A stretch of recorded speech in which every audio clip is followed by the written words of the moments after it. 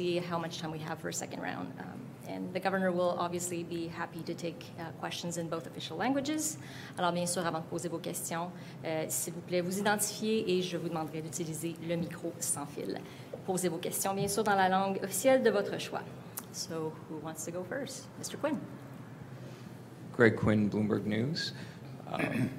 Since we're talking about transparency, maybe I'll go with a very bald question. In the last few weeks, we've seen the trade tensions ratchet up. Canada retaliates against the U.S. on July 1st, and we've seen some weak domestic data. So are the odds of an interest rate hike next month lower than they were a couple weeks ago? Well, Greg, I read the odds of an interest rate hike the same way I think you do, by looking to see what's going on in the market. And that was the main topic in my speech about the market signals and how important they are. And so the market looks at all the data just as we do, and those odds are there for everybody to see. I won't front run our process. We're just 10 days or so away from decision, 10 or 12. And of course, we'll consider all the data at that time. But, you know, it takes hundreds of data points to make a view over the course of a quarter. And, you know, some of them are higher weights than others, such as the national accounts data, which give us the most complete picture of the economy. And it might be worth reminding you that data point for the first quarter was exactly to the decimal point, exactly what we forecast in the April MPR, which is, you know, quite reassuring in the sense that that underlying narrative appears to be correct. And inflation is exactly on target as we expected, and so there's some things there that are important, and they're the big picture. The little picture is the bumps and wiggles in day-to-day data points, which are always there. Lots of volatility. We don't set monetary policy on the basis of those single data points. You have a follow-up? In a general sense, the rate is 1.25% right now. How much stimulus does that give the economy at this point when we're looking at, you know, record low unemployment? Yeah, so the way we think of this is that you know, the economy is operating very close to its capacity, and inflation is on target. So we're more or less what I've described as home in other speeches. And the thing that looks odd in that picture is that interest rates are still very low by historical standards. And so our interpretation of that is that there are forces acting in the economy which are offsetting or absorbing some of that monetary stimulus and bringing us to this point. And it's as those things dissipate that interest rates can drift higher. So we've said clearly that given where the economy is, we're in a situation where the economy will warrant higher interest rates, and that will ensure that that's a gradual process because there are certain issues that we must monitor along the way, and we've laid those out. And so, as I said, having an occasional data point that you know, didn't fit market expectations is not the sort of thing that throws that entire narrative off course. And certainly, you allude to trade tensions, it's true, but we're data dependent, not headline dependent. I mean, we're not going to make policy on the basis of political rhetoric or any of that. That's why I mentioned in my speech that we are busy actually integrating the concrete things that we know about, which is the tariffs on steel and aluminum and the retaliatory tariffs. And that's not just in Canada and the US, but in other countries. So it's a pretty big job, but that'll be folded into our projection. And but other things that you know, are just hypotheticals and so on, and the breathless discussion of them will not be part of our forecast. Perfect. I think we'll go to Laurel. Laurel Wellman, Thomson Reuters. How concerned are you about the deterioration in the trade relationship with the U.S. and with the recently announced steel and aluminum tariffs and more to come along with retaliatory measures? Well, like anybody, I'm concerned about it. I mean, these kinds of trade actions go to the very fabric of how the economy functions. Canada is a very trade-dependent economy, as are actually most economies. So the expansion of international trade and the development of supply chains over the last 20 or more years has been tremendously beneficial to all the economies involved. And what that means is that if we dismantle that, it will be tremendously unbeneficial. So that is the sort of risk that's being taken. And so, of course, we'll have to watch that as carefully as anybody. But as I just said to Greg, we'll, as forecasters, we'll deal with what's real, what's been actually concretely announced, and fold that in. And the rest is, basically speculation at this stage, and we won't engage in it. I certainly won't make monetary policy on the basis of it. Thank you. Do you have a follow-up? Yeah. Yeah. What do you think the trade war is going to mean for business investment? Well, the trade tensions have clearly raised a level of uncertainty among companies who depend on trade for their business. So now that we have concrete tariffs on steel and aluminum, it's clear we're dealing with something real as opposed to just the possibility that NAFTA might someday not exist. That's a big difference. So as I said, we're incorporating those things directly. This uncertainty means that anybody who needs or relies on NAFTA in their day-to-day business would hesitate to make a new investment to expand their business under those conditions. And yet there are lots of other companies for whom NAFTA may not be that important to them. And so as we saw in the first quarter, and actually in 2017, there was plenty of investment spending going on in the Canadian economy. It's quite robust. As I said in my speech, still less than our models would predict, and that difference we attribute to the uncertainty. And that uncertainty goes across a number of sectors, but of course it includes the energy sector, includes manufacturing, like truly where trade is part of the model. It's not just whether I'll sell something, it's about how I actually make things and so on. And so all we'll say for now is that based on anecdotes and the data we have, it looks like investment is running along more slowly than it would without that uncertainty. But the fact is there's enough companies that are, I guess, saying, let's get on with business, that investment has been reasonably robust. So there's a gap, but it's not a decline or anything like that. So it gives us some room for optimism. The economy will continue to run at around its potential pace. But we'll see. We'll assess everything fully for you in another 10 or 12 days. Les? Les Lane, sir, Victoria Times columnist. Welcome to Victoria. Thank you. I'm not a trade expert by any means, but there's one thing I think you hear continually when disputes crop up. Nobody wins a trade war, or words to that effect. Do you agree with that contention? Yes, I do. Absolutely. And the point is, put it the other way around, Lass. I said, everybody wins when there is more trade. Okay, and that's easier to appreciate. So how does everybody lose when there's a trade war or if there's a reduction in trade, which is what barriers do? So you put up a tariff, let's say on steel. So there's a tariff on steel, 25%. Well, then there's a retaliatory measure, which sounds like you've kind of made it a level playing field for the Canadian companies. But the fact is that the Canadian company that used to be shipping steel to the United States, the customer has to pay an additional 25% now. So will they still put the order? Because who's going to pay the 25%?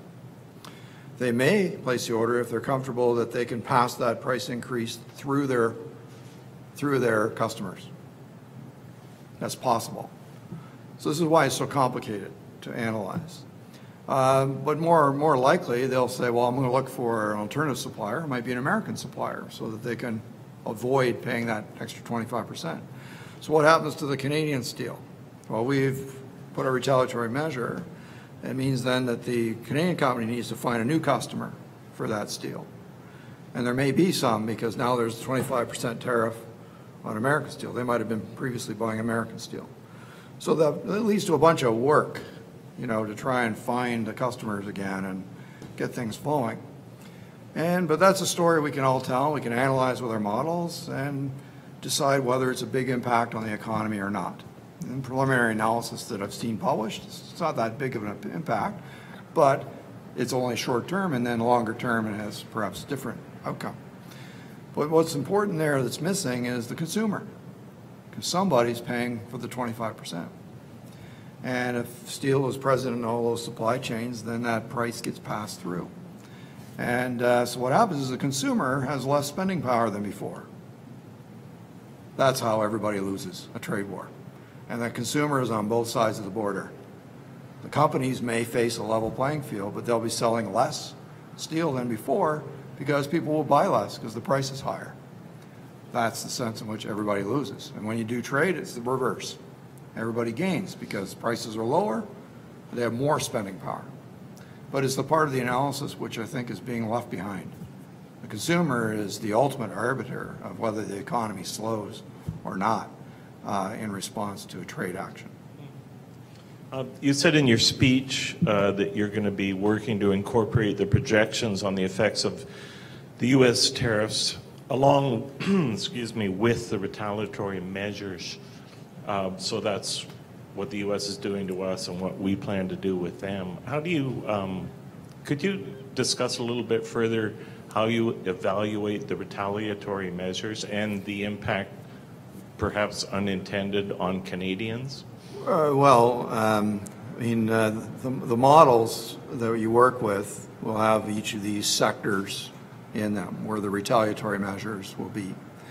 And so it's fairly mechanical exercise to put a tariff in the model on a sector, let's say steel, 10% for aluminum.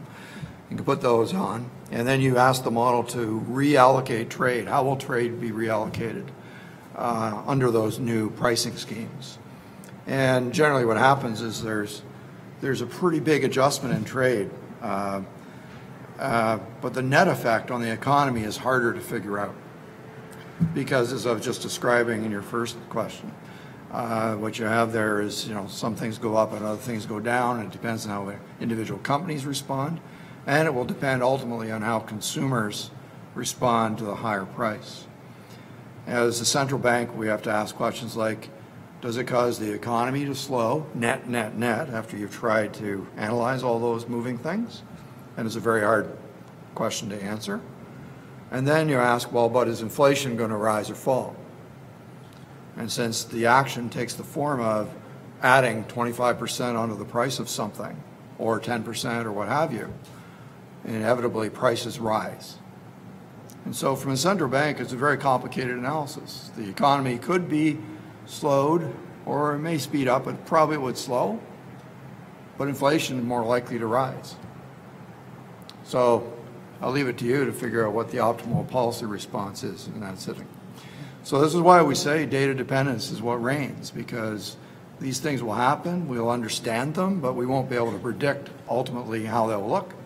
And so we wouldn't make policy on the basis of, you know, headlines. We'd make policy on the basis of how the data evolve, how the economy responds to the trade actions.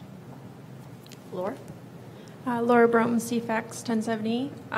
So what sectors do you think, jumping back to the trade war, which sectors do you think would be most impacted by a trade war?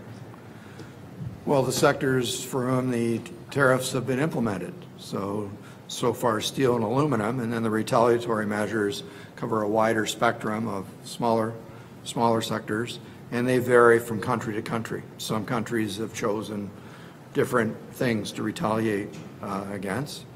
And so, you know, these trade actions, as I said, can have quite hard to predict outcomes. It can depend on, is there another supplier that's not being hit by a tariff with the same product, or is the product might still be called steel, but it may not be the same steel that you were trying to buy. Steels are all different, right? And so it may be hard to source that same steel from someone else, so you still sell it under the tariff, and then it all gets passed through to the customers. So you really can't judge all that stuff in advance, and that's why we've said all along, we'll have to try to analyze concrete actions if they occur. And that's what we'll be doing for the next MPR, is analyzing the ones that have been announced. I don't know what more to say about that. It's one of the hardest pieces of analysis for an economic forecaster to do. And as I said, the policy implications are also very difficult to draw out. We would need to watch the data. How does the economy and inflation evolve afterwards? And when dealing with what the U.S. president says, how much weight do you give it when some of the things he threatens to put harsher penalties on don't come to fruition? For example, he focused on dairy farmers and lumber, and those never came to fruition, whereas steel and aluminum did. Right. So as I was saying, the steel and aluminum tariffs have actually been put in place.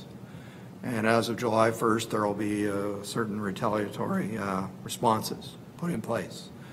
Those things we will put into our models to the extent we're able, and we'll talk about how that affects the risks of our outlook. Is there a downside or an upside risk on inflation? That's our basic framework. And so with that, then we'll do our deliberations and let everybody know about it. But things that are basically at the level of rhetoric, we don't respond to them at all. Simple. We cannot. So that's why we have not until now. I mean, we haven't incorporated anything except this notional idea that people seem to be holding back a little bit on investment. We incorporated that effect, that channel, in our forecast back in January. Richard Zussman, Global News. Do you think, based on what we've seen in the housing market, that it's had profound impacts on our economy nationally, the impact on what we've seen in housing affordability in Metro Vancouver? And do you think we're past, I guess, the worst of unaffordability in this province? Very hard questions. I mean, for sure, the behavior of housing markets in Canada, I mean, we think of it as a macroeconomist, we think of it as one, but really there isn't one. There's a very wide range of behaviors. And they have figured prominently in our policies for the last several years because they represented an important vulnerability to the economy. It meant that both on housing prices and on the debt that goes with that, that they represented two distinct vulnerabilities of the economy, that if there's a shock to the economy will have an exaggerated or magnified response to that shock because of the debt or because maybe housing prices fell. Say there was suddenly a global recession like in 2008, today with all that debt and high housing prices, we would have those two channels of effect on the economy that in the past we did not have. So the effect on the economy of that would be larger and more difficult to deal with as a central bank because of those vulnerabilities. And that's why we take such a strong interest in them. Whether or not prices in a given market will go up or down are a matter of demand and supply, as always. And so we could certainly look to Vancouver, Toronto, and as well Montreal and say, looks like there's upward pressure on house prices. Why? Because there's lots of immigration, there's lots of job creation, there's lots of household formation. And so you have faster household formation than you have supply of housing. Prices will go up in that setting. So the answer is not rocket science either. It's increase the supply of housing. But policies can also be applied that would, change that scenario as well, right? We've seen a foreign homeowners tax. We've seen other taxes applied here. Yes. Do you think those taxing measures have been a good thing in terms of, overall affordability and strength of the economy? I'm really not in a position to judge that. I mean, it's certainly the case that we were, before some of those measures were put in place, it looked like we were in a speculative run in housing. That is to say, prices were rising more quickly than any fundamentals we could identify. And that's usually because people believe that house prices can only go up, and therefore they buy another house, using their HELOC or what have you, and then flip it when it's built, or something like, or a condo, et cetera. And so the various policies, I wouldn't point to any individual one, but a lot of things changed once. But from the federal point of view, it's primarily about mortgage qualifications and insurance rules. Those changes have certainly taken some of that speculation out of the market, and some prices actually went down. And so that is a good reminder for people that it's not risk-free, to speculate in housing. It's unhealthy if we have a speculative run going on in housing. But that's a completely different statement from the question you're asking, which is what is going on with affordability, and have we reached the worst or past the worst? I mean, I have no idea, because it has to do with what's the demand for housing, which is people moving to Vancouver or Victoria, and how many houses or condos are being built. And it's quite evident to me that demand has been outstripping supply for the last few years. Toronto, Vancouver, Montreal, and that's why prices have gone up. That's the law of economics. We have time for one last quick question at the back. Thank you very much. My name is Peter Bell. I'm an independent journalist here in Victoria. Thanks for the conference. A question about mining for you, maybe. There's a lot of mining in BC. It's a very capital-intensive industry, exploration, development, production, and I wondered to what degree it may fall under the scope and the mandate of the bank, being a capital-intensive industry. Thank you. Well, so the mining sector is an important engine for the Canadian economy, always has been, and so we watch it like we watch other sectors. And it does tend to be, the investment in that sector tends to be lumpy. The new project comes along and it gets its various approvals, and then you get an addition to two things. You get additional investment spending. It takes sometimes several years to develop a new mine, and so that creates employment then. But then as it's being built, it's adding to Canada's capacity. So I was talking about in my talk about this is the stage when the world economy is strong, the world economy is growing more or less at its potential. That's often the time when you'll see additional investment in new capacity, and it certainly goes over to mining projects. Certainly it's more likely to happen in a mining project in those conditions than when the economy is in a weak phase, right? And so that is one area where an additional investment will add to Canada's capacity to produce GDP long into the future. And that's something we capture as when I describe capacity of the economy. And capacity of the economy should be rising at this stage. It's what I call the sweet spot of the cycle, where there's a big incentive for companies to do that. So I hope that helps you. I don't know, there's nothing extra that's specific in there, but anyway, that's how it works. And on that note, we will wrap up. Thank you so much for coming. Thanks, everybody. Merci.